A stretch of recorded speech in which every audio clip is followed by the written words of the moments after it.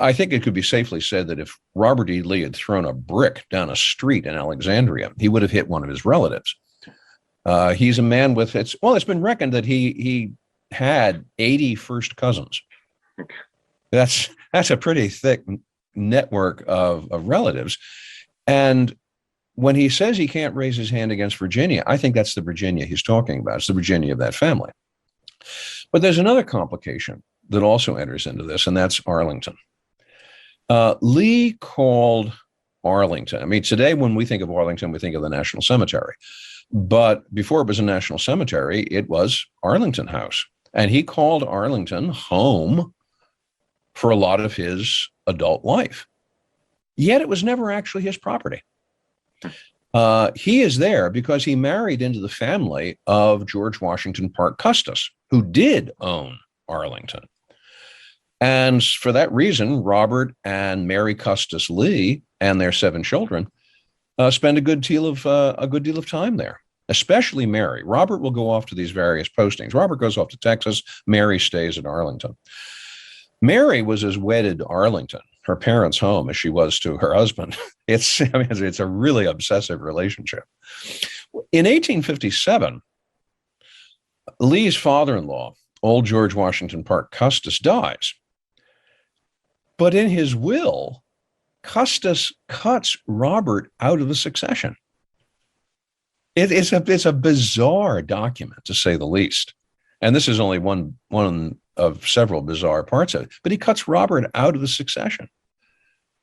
Mary gets a life interest in living there, but the property itself is deeded over Robert's head to Robert's eldest son, George Washington Custis Lee. Custis Lee was so scandalized by what his grandfather had done that he actually offered to deed the property over to his father. But his father said, no. This is what your grandfather wanted. We'll stick with this.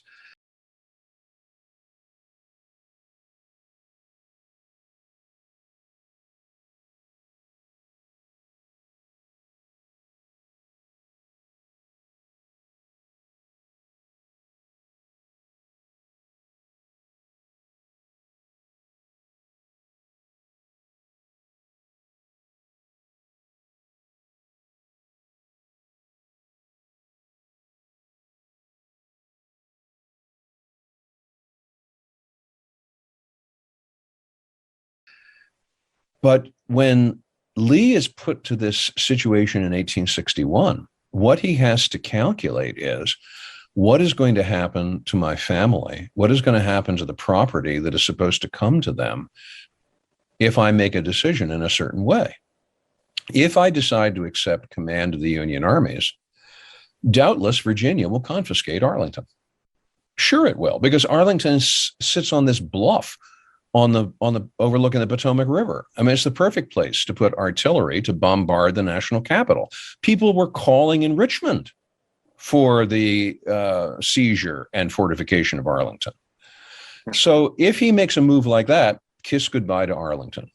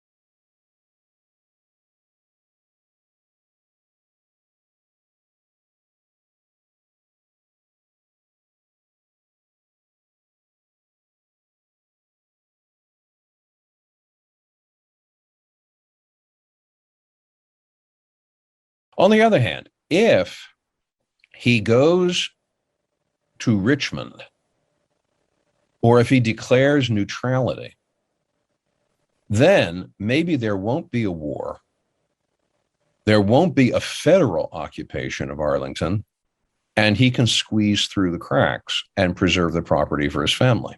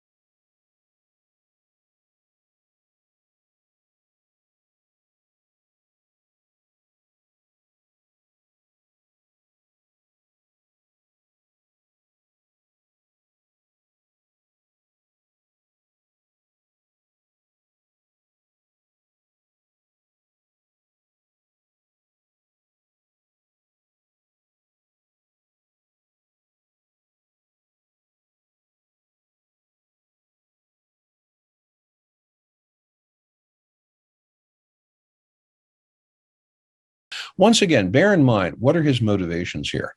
A lot of the evidence suggests that Lee goes to Richmond with a view towards thinking that he's going to act as some kind of peace broker. Because all along in this process, in the months prior to April of 1861, people had talked incessantly about the Union breaking up, about it organizing itself into 1, 2, 3, 4, 5 different confederacies. But then after a period of time, everyone cooling off and getting together in a constitutional convention and reconstructing the Union. That's, by the way, that's where the term Reconstruction first gets used. And Lee, there's evidence that Lee saw himself as being part of a process like that he would help to guide the reunification process once the secession fervor had worn off.